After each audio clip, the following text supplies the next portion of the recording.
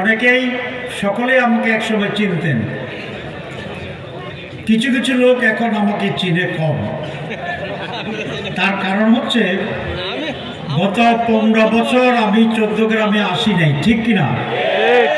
তো যাদের এই 15 বছরে জন্মগ্রহণ হয়েছে তারা তো আমাকে চেনা স্বাভাবিক না, চিনে এখন কিছুটা হোয়াটসঅ্যাপের কারণে, অনলাইনের কারণে, পত্রিকার কারণে।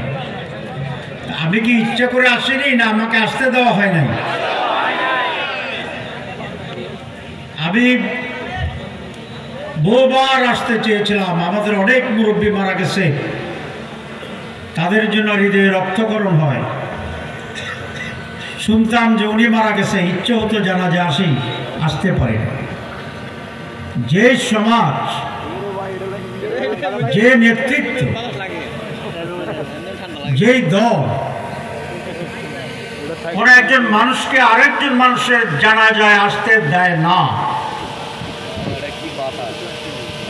সেটা কি গ্রহণযোগ্য? যে আদর্শ মানুষের হাজার কোটি টাকা ছিনিয়ে নেয়, বাংলাদেশের মানুষ ঠিক মতো খেতে পায় না, চিকিৎসা পায় না, ঘর নেই, বাড়ি নেই, শিক্ষা নেই। সেরকম দরিদ্র পীড়িত একটি দেশ এবং সমাজের মুখ্য মানুষের খাদ্যের টাকা নিয়ে যারা বিদেশে অট্টালিকা গড়ে, তারা কি ভালো নেতা?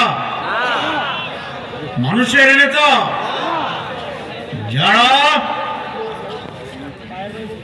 বাস স্ট্যান্ডে চাঁদাবাজি করে, দোকানে চাঁদাবাজি করে, গভীর রাতে রাস্তা ঠেকিয়ে, রাস্তায় বন্দুকের ছোরা ঠেকিয়ে মানুষের সর্বস্ব কেড়ে নেয়, তারা কি ভালো মানুষ? এই 14 গ্রাম, এই কুমিল্লা, এই বাংলাদেশ বিগত 15 বছরে এরকম একটি দুঃসহ অন্ধকার কালো রাত্রি ছিল, ঠিক কিনা? আজ যখন 14 গ্রামের হায়তে নেমে খুব কনকাপথ আসছিলাম,